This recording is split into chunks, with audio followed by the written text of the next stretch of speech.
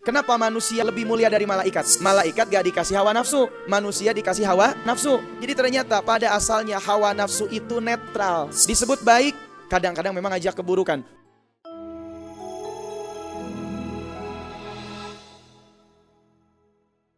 Bismillahirrahmanirrahim.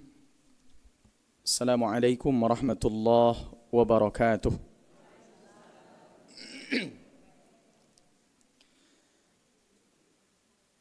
Alhamdulillahilladzi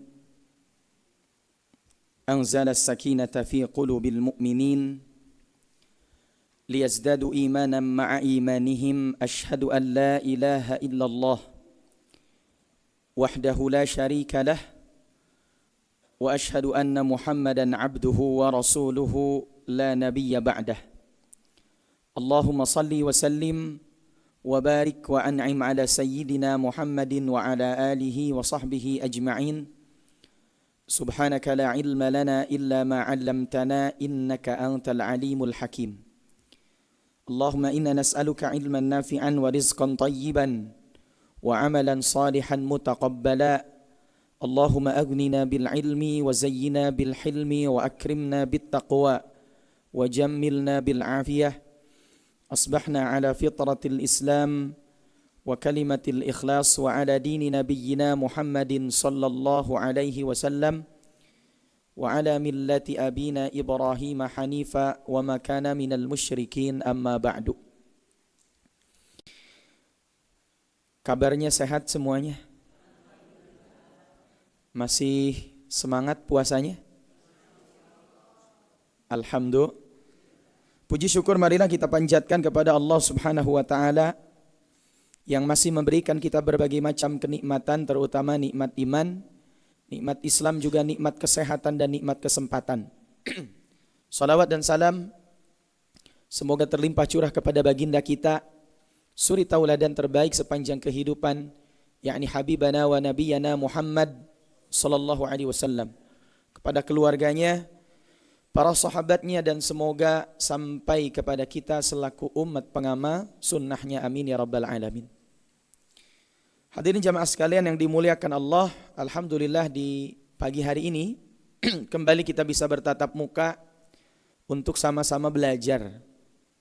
Dan di kesempatan ini insyaallah kita akan membahas materi tentang puasa. Dan saya kemarin sampaikan ke panitia, ya, materinya adalah tentang menjaga kualitas puasa. Ada satu hal yang harus kita cermati, bahwa dalam hidup ini kita bukan hanya sekedar menggugurkan kewajiban, tapi satu hal penting adalah menjaga kualitas. Contoh, dalam ibadah kita bukan hanya sekedar menggugurkan kewajiban, tapi menjaga namanya kualitas. Mungkin dalam agama ini kita mengenal istilah ihsan. Pernah dengar ya? Ihsan. Apa itu ihsan?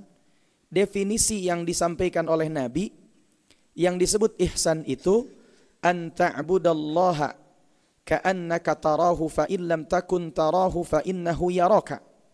Jadi yang disebut dengan ihsan itu an ta'budallah, engkau beribadah kepada Allah, ka'annaka tarahu, seakan-akan engkau bisa melihat Allah. Fa in lam takun tarah, jika seandainya engkau gak bisa melihat Allah, fa innahu yaraka, maka sesungguhnya Allah pasti melihat kita. Coba bayangkan seandainya setiap ibadah yang kita lakukan kita yakin Allah melihat, apa yang kita lakukan?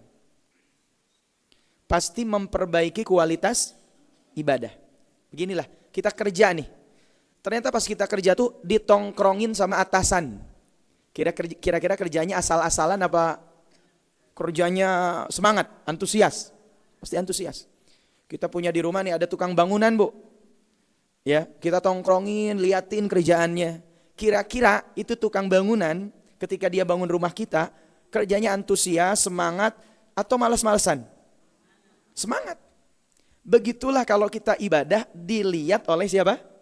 Oleh Allah. Cuman kan kadang-kadang banyak di antara kita ketika ibadah itu hanya sekedar namanya menggugurkan kewajiban. Yang penting udah puasa lah, yang penting udah selesai sholat, yang penting udah ngaji.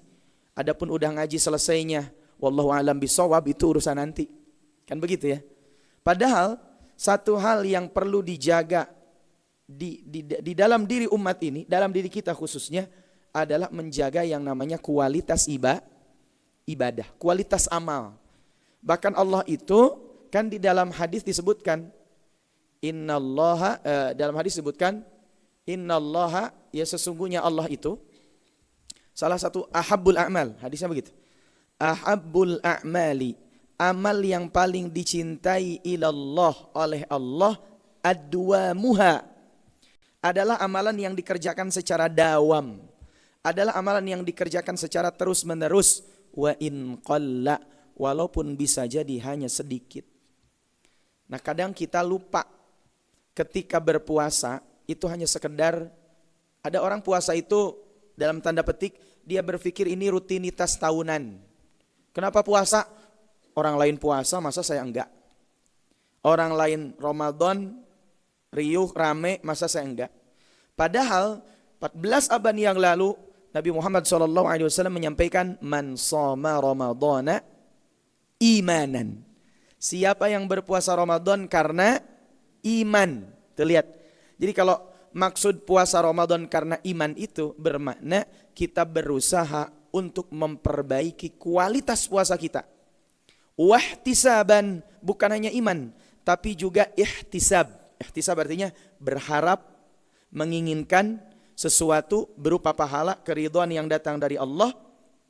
Apa keunggulannya, apa keuntungannya? Ghufira, pasti diampuni oleh Allah, ma taqaddama min dzambihi, apa yang telah berlalu daripada dosanya.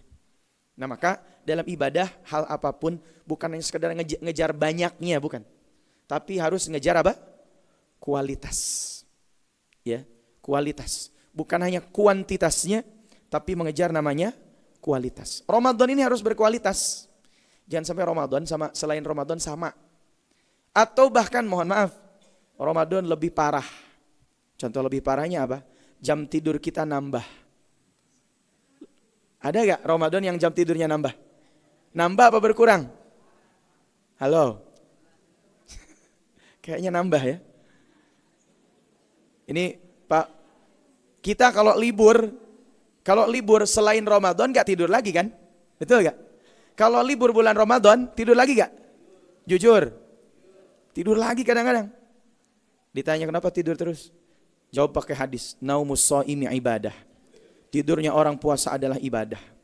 Ditulis di depan kamarnya, jangan ganggu orang yang sedang ibadah. Dilihat lagi ngapain? Oh tidur. Iya betul, tidur itu ibadah. Kalau daripada ngomongin orang, melakukan keburukan. Tapi kalau ada pilihan yang lain, maka pilihlah pilihan yang lain yang justru jauh lebih baik. Ada orang tidur dari subuh ke zuhur ya. Zuhur lanjut lagi sampai asar. Asar lanjut lagi sampai maghrib. Maghrib Allahu Akbar, Allahu Akbar. Alhamdulillah ya Allah, puasa hari ini terasa begitu cepat. Isinya apa? Tidur. Kadang-kadang kita merasa kaum muslimin itu bulan Ramadan itu lebih banyak tidur. Padahal kalau kita baca berkaca dari sejarah, ternyata ada peristiwa-peristiwa penting yang mengubah kehidupan kita. Itu terjadinya bulan Ramadan. Contoh, perang Badar. Perang Badar itu Pak, itu kan perang pertama dalam Islam. Menentukan siapa yang menang, siapa yang kalah. Sampai Nabi berdoa dalam perang Badar itu, ya Allah, berikanlah kemenangan kepada kami. Jika seandainya engkau tidak memberikan kemenangan kepada kami, tidak akan ada lagi manusia yang menyembahmu. Seakan-akan itu dalam tanda petikan maksa sama Allah. Doanya maksa gitu. Akhirnya Allah kasih kemenangan. Kapan itu terjadi? Pada bulan Ramadan. Walaupun kata para ulama, di situ ada sebagian sahabat yang ya tidak berpuasa, ada yang berpuasa, ada yang enggak gitu. Ketika perang Badar itu. Bayangkan Bu ya, perang dilakukan di bulan Ramadan. Coba, kita mah jangan dulu mikirin perang Pak. Bulan Ramadan dikejar anjing tetangga. Kira-kira buka gak? Pulang ke rumah langsung, aduh kayaknya ini perlu buka nih gitu kan. Kalau gak buka nih khawatir loss gitu kan. Itu perang. Jadi perang Badar. Dan kemenangan perang Badar itu ternyata terjadi pada bulan Ramadan. Berikutnya apa? Fathu Makkah. Pembebasan kota Mekah. Nabi menaklukkan kota Mekah itu juga di bulan Ramadan. termasuk kita merdeka, proklamasi kemerdekaan, dibacakan oleh Soekarno-Hatta gitu kan. Itu dideklarasikannya, diproklamirkannya di bulan Ramadan, hari Jumat tanggal 9. Ya, tanggal 9 hari Jumat, dan itu bulan Ramadan. Sekarang kita Ramadan, wah, jatah tidur makin banyak nih. Karena gak bisa makan, ya ujungnya tidur. Bukan berarti gak boleh tidur ya. Kalau ngantuk capek, menjaga supaya nanti malamnya bisa begadang ibadah, gak masalah. Tapi ini kan begadang ibadah enggak, tidurnya iya. Gitu kan? Nah maka disinilah kita hendaknya menjaga kualitas puasa kita, termasuk kualitas Ramadan kita. Ya, sehingga Ramadan itu kita keluar menjadi manusia yang baru. Manusia yang kemudian berbeda daripada sebelumnya. Jangan setelah Ramadan sama-sama aja. Nah, makanya disebutkan gimana cara menjaga kualitas puasa, kita harus paham. Al-Imam Al-Ghazali rahimahullah, beliau mengatakan dalam kitab Ihya Ulumuddin, ya, kemudian diringkas dalam kitab ini, ya. Ada satu judul khusus, beliau menulis Asrarus Shaumi wa Syurutuhul Batinah. Rahasia-rahasia dalam berpuasa dan syarat-syarat batin. Jadi puasa itu Pak, bukan hanya lahirnya saja, tapi juga harus puasa apa? Batinnya. Ada orang puasa lahirnya, tapi batinnya gak puasa. Dapat pahala? Dapat. Tapi ya sebatas puasa lahir, bukan puasa batin. Nah, maka beliau mengatakan begini. I'lam, ketahuilah, anna shauma, sesungguhnya puasa itu, thalathu darajatin, ada 3 tingkatan. Jadi puasa seseorang, puasanya kita dari sisi kualitas, ada berapa tingkatan? 3. Mungkin materi ini sebagian kita pernah mendengar juga. Tingkatan yang paling rendah, kata Imam Al-Ghazali, shaumul umum, puasa umum. Apa itu puasa umum? Puasa orang kebanyakan. Nah, ini catat dulu nih. 1, shaumul umum, puasa umum. Yang kedua, wa shaumul khusus, puasa khusus. Dan yang ketiga, wa shaumu khususil khusus, puasa khusus yang lebih khusus. Ya, bukan hanya puasa khusus, tapi puasa khusus yang lebih khusus. Udah khusus, lebih khusus lagi. Nah, ini istilahnya Imam Al-Ghazali. Nah, lihat apa kata beliau? Amma shaumul umumi, adapun puasa umum, adapun puasa orang kebanyakan, fahuwa kafful batni wal farji an qada'ish syahwati. Yang disebut puasa orang kebanyakan hanyalah kaful batani, menahan perut, wal farj, perut ini makan dan minum, wal farji, dan juga kemaluan, an qada'ish syahwati, dari menunaikan syahwatnya. Syahwat artinya hawa nafsu. Saya tanya, hawa nafsu itu baik atau buruk? Halo? Kalau gak ditanya soalnya kita gak mau mikir biasanya. Apalagi bulan puasa malas mikir. Saya tanya, hawa nafsu itu baik atau buruk? Cung yang mengatakan hawa nafsu buruk? 1, 2, 2. Cung yang mengatakan hawa nafsu baik? 1, 2, 3, 4, 5, 6, 7. Masya Allah banyak. Cung yang bingung? Jadi mayoritas bingung. Ustaz, saya mau bingung aja deh. Lagi puasa soalnya. Gak boleh banyak mikir, nanti lapar. Jadi begini, hawa nafsu itu, makanya ada istilah, pernah dengar kan? Kita begini, kenapa manusia lebih mulia dari malaikat? Malaikat gak dikasih hawa nafsu, manusia dikasih hawa. Jadi ternyata pada asalnya hawa nafsu itu netral. Ya, disebut baik, kadang-kadang memang ngajak keburukan. Wa ma ubarri'u nafsi, inna nafsa la ammaratun bisu, dan tidaklah aku berlepas diri dari hawa nafsuku, inna nafsa, sesungguhnya hawa nafsu itu la ammaratun bisu, sungguh kebanyakannya mengajak kepada keburukan. Tapi manusia kalau gak punya hawa nafsu Pak, itu gak punya keinginan. Gak punya keinginan. Ibu-ibu kalau gak punya hawa nafsu, Pasti gak punya keinginan. Kata suaminya, Bu, nanti di THR mau dikasih apa? Terserah papa. Ya. Dan benar-benar gak mau, bukan pura-pura. Kan ada perempuan bilang pura-pura doang, terserah. Jadi mau apa nih, pakaiannya warna merah apa yang hitam, apa yang hijau? Terserah. Oh ya udah pilihin yang hijau aja. Kenapa Pak yang hitam aja? Ya udah dipilihin yang hijau tapi tetap minta yang hitam. Itu namanya hawa nafsu. Jadi awalnya netral. Manusia kalau tidak punya hawa nafsu gak akan punya keinginan, hidupnya pasti ya agak semangat gitu hidupnya. Ibu makan, orang gak punya hawa nafsu, makan hanya sebatas menunaikan kebutuhan. Contoh orang makan tiap hari pakai tempe. Kalau gak punya hawa nafsu cukup Pak. Tapi kalau kita makan nanti buka tiap hari pakai tempe. Ya apa yang terjadi? Makin nafsu. Ya kan? Makin nafsu kan? Ini kenapa tiap hari tempe lagi? Itu orang punya hawa. Jadi pada asalnya hawa nafsu itu netral. Cuman tergantung, makanya hawa nafsu itu dia apa?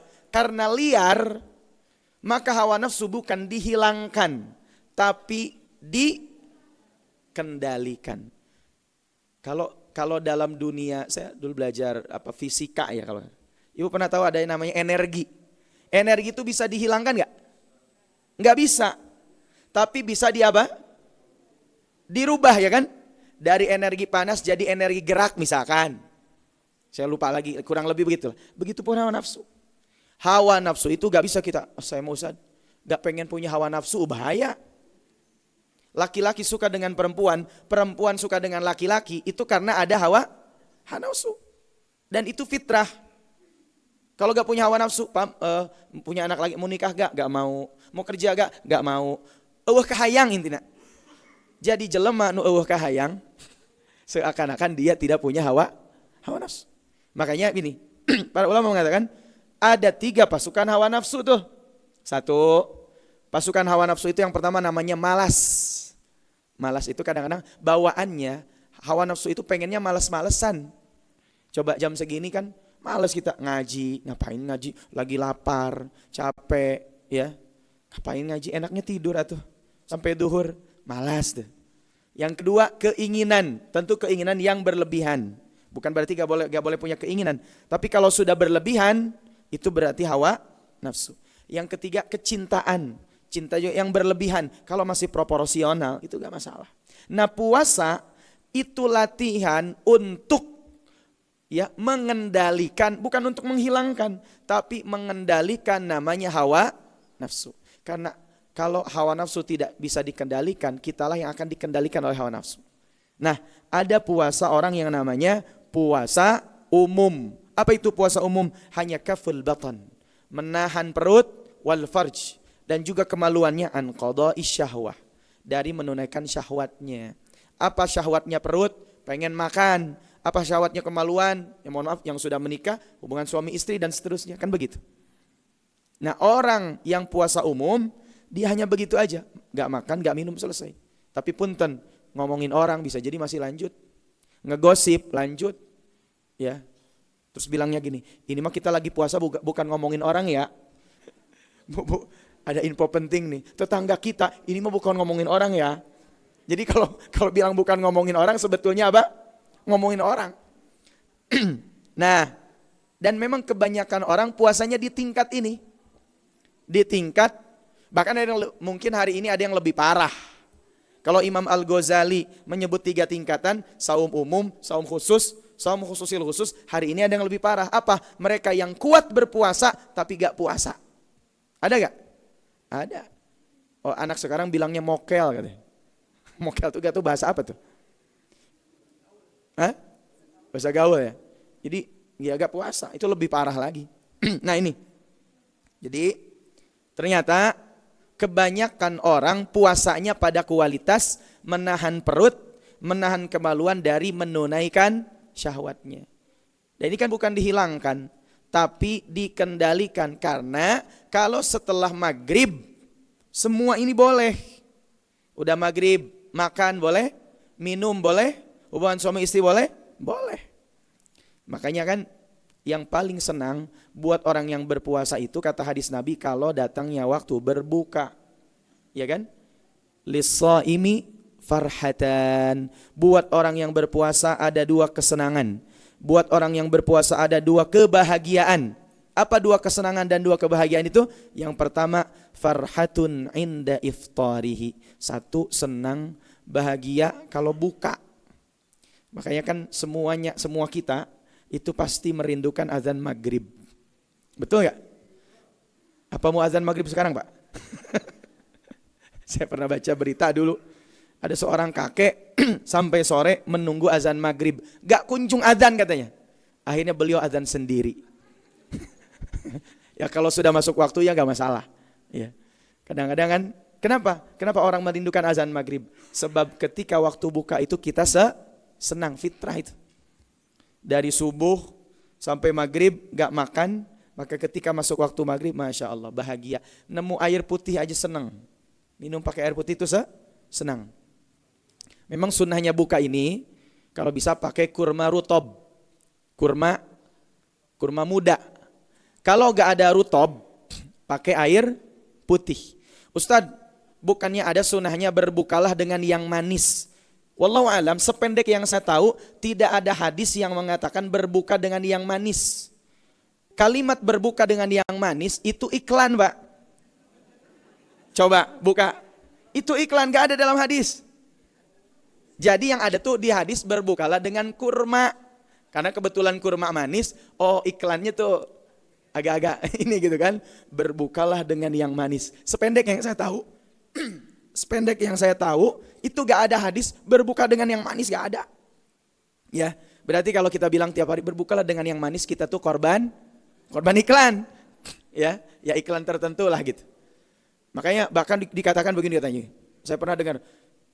Jangan kita katakan berbukalah dengan yang manis. Kenapa? Karena yang manis belum tentu setia. Katanya begitu. Jadi boleh berbuka dengan apapun kalau ada kurma. Kalau gak ada kurma, baru dengan air putih. Cukup 2 yang wajibnya. Sisanya gorengan silahkan tambah tuh. Di Bogor mie golosor silahkan tuh tambahan itu. Ya, sependek yang saya tahu ya nggak ada hadis yang mengatakan atau keterangan berbukalah dengan yang manis. Itu mah hanya dalam iklan. Nah, ini Imam Al-Ghazali kemudian mengatakan yang disebut dengan puasa umum hanya menahan makan, minum dan dari menunaikan syahwatnya. Dan ini terbatas. Dari kapan? Dari subuh sampai datangnya waktu maghrib. Nah yang kedua, mudah-mudahan kita naik di kualitasnya. Wa amma saumul khusus. Adapun puasa khusus. Fahuwa kafus sam'i wal basari wal lisani wal yadi wal rijli wasairil jawarihi anil atham. Yang disebut dengan puasa khusus cirinya apa? Kafus sam'i. Satu, bisa menahan pendengaran. Sudah gak selama puasa kita bisa mengkondisikan panca indera kita pertama dari pendengaran. Terutama mohon maaf biasanya perempuan itu pendengarannya agak tajam. Perempuan itu 2 yang tajam, pendengaran sama lisan. Kalau laki-laki mohon maaf yang tajam mata. Ya, maka pertama di sini wa huwa kafus sam', menahan daripada pendengaran. Ya. Dari apa? Anil isgha'i ila kulli makruhin lianna kullama harrama qawlahu harrama al-isgha' ilaih. Nah, jadi begini, disebutkan segala sesuatu yang kita dengar itu berupa perkara-perkara yang sifatnya makruh, perkara yang haram, perkara yang buruk. Punten, dengar gosip.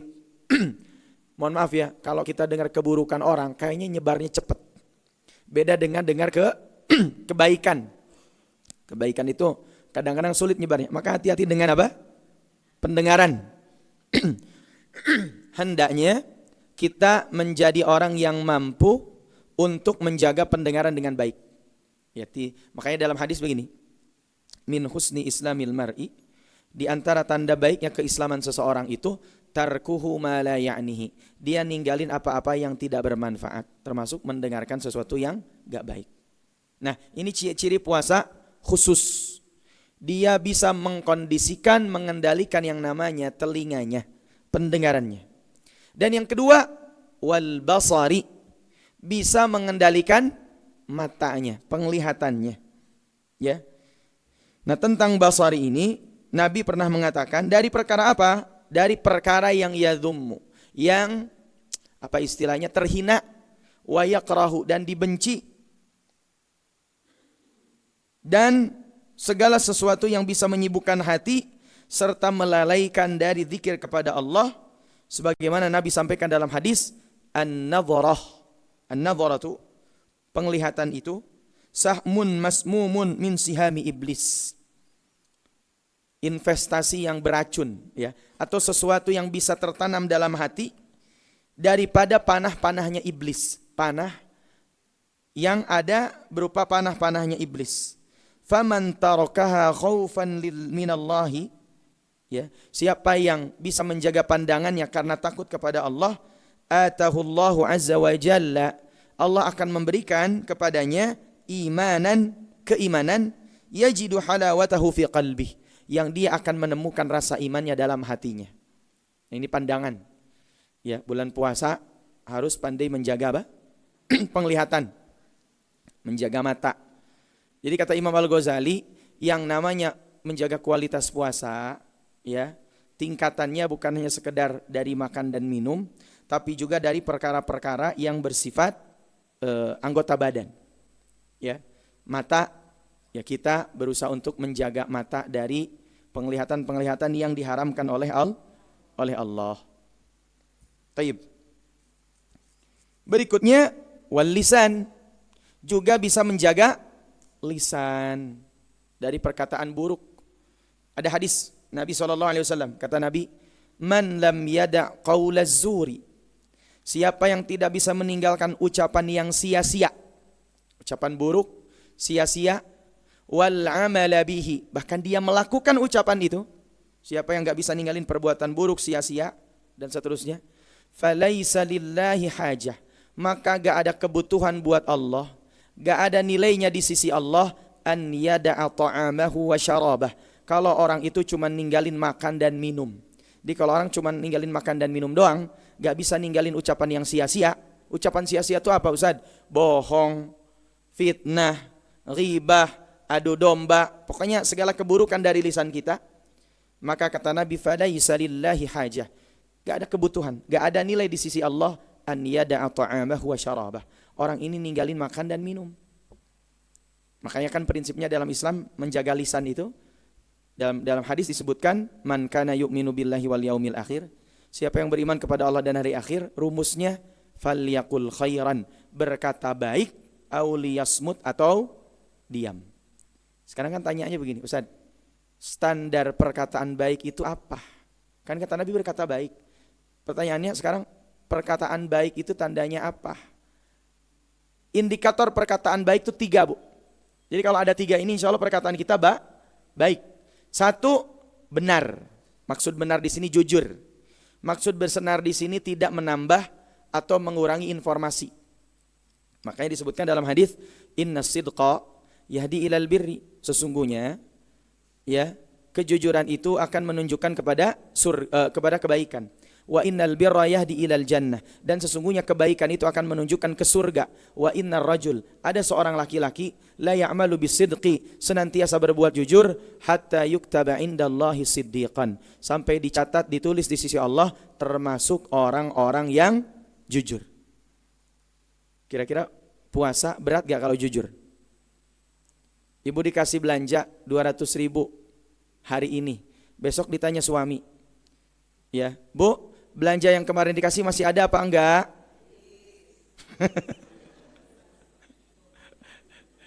Ya kan berat kan? Masih dikasih 200.000, sebetulnya dibelanjanya 100.000, masih ada cepet lagi nih. Kalau ditanya tadi, Bu, masih ada gak belanja yang kemarin? Habis. Ini udah direncanakan ya. Berat kan? Mau jujur, nanti takut gak ditambahin lagi, ya.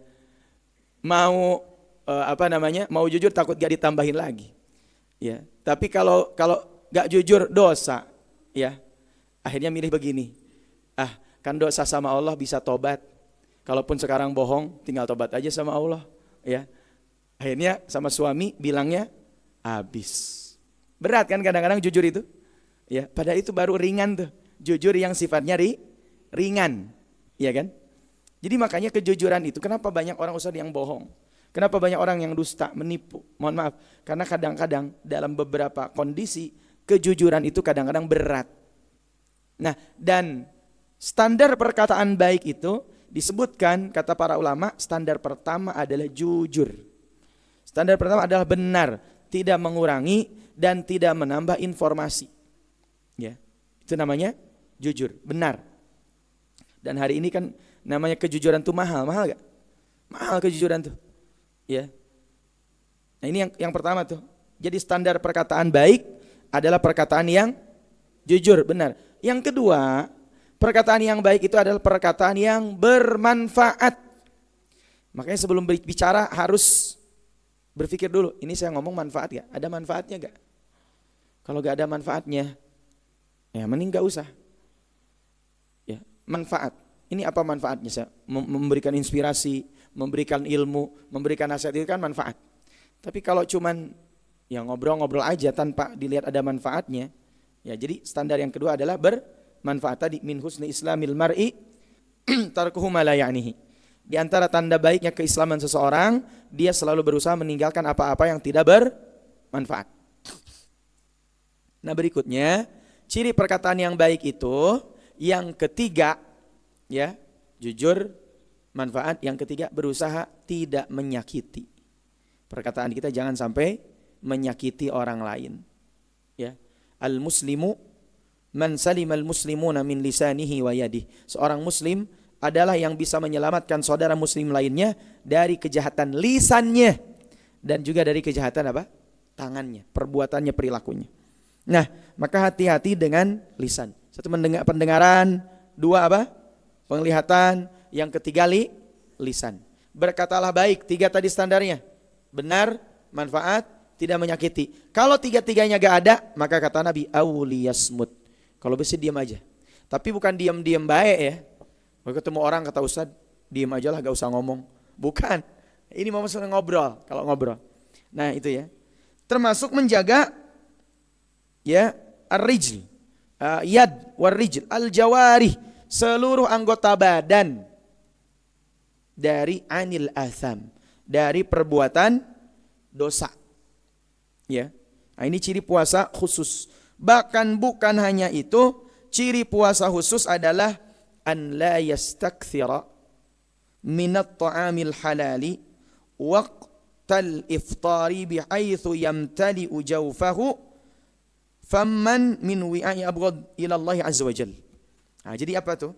Maksudnya adalah tidak terlalu memperbanyak makanan walaupun makanan itu halal. Ini yang kadang-kadang susah. Mode kita puasa kebanyakan mode balas dendam.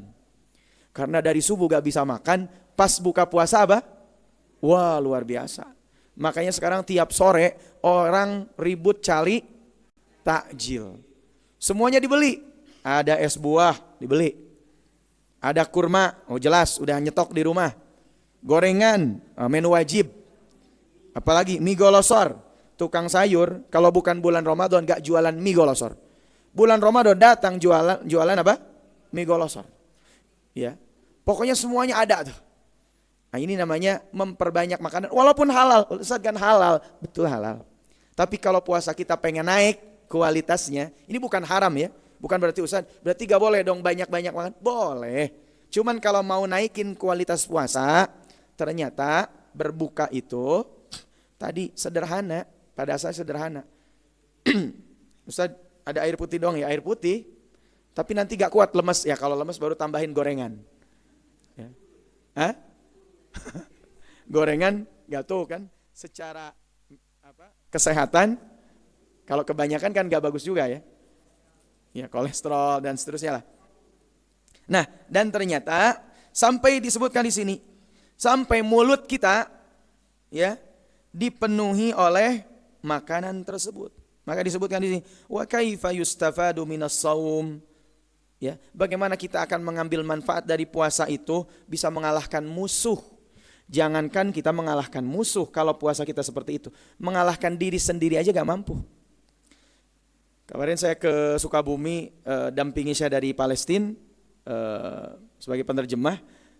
Kemudian ada pertanyaan, ya, Ustaz, gimana caranya kita mengalahkan musuh kita Zionis Israel?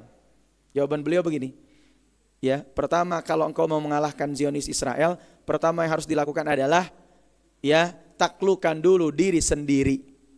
Gimana mau naklukin Zionis Israel tiap subuh aja kesiangan? Tentara Izzuddin Al-Qassam, Mbak. Salah satu cara rekrutmennya apa? Dilihat para pemuda-pemuda yang sholat subuhnya berjamaah di masjid di saf paling depan. Dan itu pemuda, Pak. Di kita, kalau di rumah kita, saf subuh di depan itu anak muda apa kakek-kakek? Saf subuh paling depan kakek-kakek, udah minyaknya minyak cap kapak, gitu kan? Kakek-kakek itu. Di sana gak akan bisa masuk katibah, ya, Brigade Izzuddin Al-Qassam kecuali anak-anak muda yang sholat subuhnya di depan, di saf depan. Dan beliau sampaikan kemarin, sholat subuh di Gaza itu mirip dengan sholat Jumat di Indonesia. Kalau gak percaya, berangkat aja ke sana, Pak. Gak punya ongkos, Ustaz, sama kalau begitu. Ya. Jadi kenapa mereka sampai hari ini bisa luar biasa melakukan perlawanan dan seterusnya, walaupun mereka gak punya apapun. Jangankan senjata, ya. Mereka hari ini makanan aja sulit. Kenapa bisa luar biasa? Salah satunya adalah mereka sudah selesai dengan dirinya. Sudah selesai dengan apa? Dirinya. Jadi gimana kita bicara tentang menaklukkan Yahudi, Zionis, sementara kita subuh aja masih kesiangan. Sementara diri kita aja belum bisa kita merdekakan. Kan begitu? Ya. Nah, maka di sini disebutkan Ramadan itu kan bulan kemenangan. Maksudnya menang dari siapa? Dari musuh. Siapa musuh kita? Dari internal, hawa nafsu yang diikuti. Itu bisa jadi musuh. Syaitan yang menyesatkan, itu bisa jadi musuh. Dan musuh terbesar dalam diri kita ya diri kita sendiri. Gimana mau mengalahkan musuh seandainya kita makannya terlalu banyak? Bukan gak boleh banyak, saya sampaikan boleh. Cuman ya intinya jangan berlebihan. Apapun yang berlebihan itu gak terlalu bagus. Nah, maka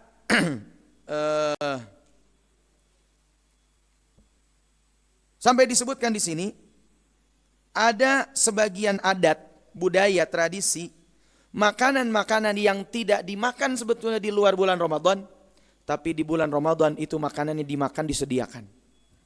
Ya, ini bukan nggak boleh sekali lagi, cuman kalau kita mau meningkatkan kualitas puasa, maka tingkatkan kualitas puasa itu dengan tadi. Bisa menahan makanan, ya. Maksudnya sederhana dalam hal makan.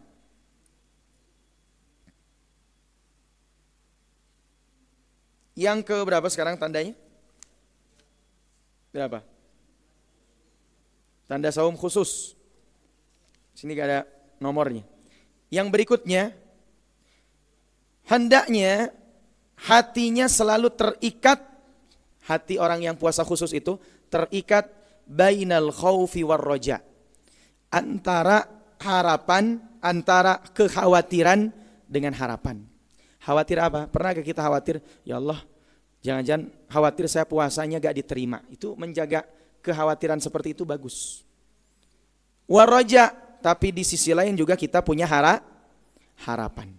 Ya, bukan hanya kekhawatiran, tapi juga kita punya namanya harapan. Ada harapan, ada kekhawatiran, ada juga harapan.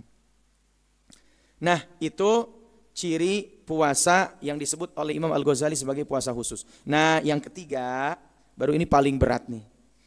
Kita bicara puasa khusus aja banyak yang berat. Ya. Yang ketiga ini lebih berat. Wa amma shaumu khususil khusus. Adapun puasa khususil khusus, fa shaumul qalbi anil himami ad-daniyah wal afkar ad-dunyawiyah wa kaffuhu amma siwallah azza wa jalla bil kulliyah. Apa maksudnya? Yang disebut dengan puasa khususil khusus.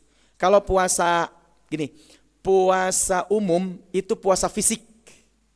Puasa khusus, puasa panca indera, anggota badan. Puasa khususil khusus itu namanya puasa hati, Pak. Mudahnya begitu tuh. Ya, puasa umum itu puasa fisik. Puasa khusus, puasa fisik plus tadi ya, fisik plus panca indera anggota badan. Puasa khususil khusus itu namanya puasa hati. Saum khususil khusus orang yang ya fasumul qalb yaitu puasanya hati dari apa?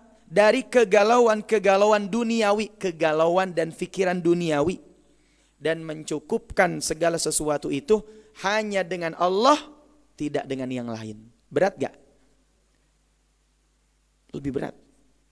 Lebih berat lagi. Ini saya sampaikan, mungkin ada sebagian orang yang kalau puasa, ya kan kita makin, misalkan ada orang yang punya usaha, punya jualan. Kira-kira sanggup gak kalau bulan puasa, ini selain yang kerja, kalau sebagian kita yang kerja memang wajib menunaikan kewajiban di kantor, di pekerjaan. Ini ada orang misalkan punya usaha, ya. Berat gak kira-kira bulan Ramadan usaha kita tutup?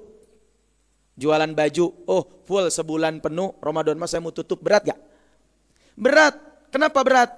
Karena bulan Ramadan biasanya tingkat penjualan itu lagi apa? Naik. Gak ada jualan Ramadan itu yang gak laku. Buka rumah makan, buka warteg lah misalkan, rumah makan apapun lah, bulan Ramadan, laku gak? Laku. Bahkan penjualannya bisa naik ya di bulan Ramadan. Maka kalau tutup berat gak? Berat itu. Nah saya memang menemukan ada orang-orang tertentu ya, walaupun di sini puasa khususil khusus ini pada asalnya dia adalah derajat para nabi, siddiqin, syuhada, salihin. Tapi bisa jadi hari ini orang seperti itu ada. Ada saya punya teman, beberapa teman, dia punya usaha luar biasa. Jadi fokus usahanya apa? 11 bulan dia fokus usaha, cari duit dan susah. Ramadan full. Usahanya tutup, mereka berangkat ke Mekah, Pak. Nah, punya duit, ke Mekah, sebulan full saya di Mekah. Saya di Mekah apa? Saya full untuk merehatkan diri saya, untuk bisa beribadah fokus di Mekah. Berat gak? Berat. Ustaz, jangan kan begitu, ke Mekahnya aja, ongkosnya aja belum ada Ustaz. Berat. Ya. Ya makanya ini ya kalau kita kaya ya, kita kaya Pak, misalkan punya usaha yang kita atur sendiri dan seterusnya, ya kita lah yang harus mengendalikan itu. Ya, ini bukan berarti selain Ramadan ya gak baik, tapi bulan Ramadan itulah, makanya puasa khususil khususnya Imam Al-Ghazali itu yang paling berat. Nah ini 3 hal ini yang kemudian menjadi tanda ya kualitas puasa kita.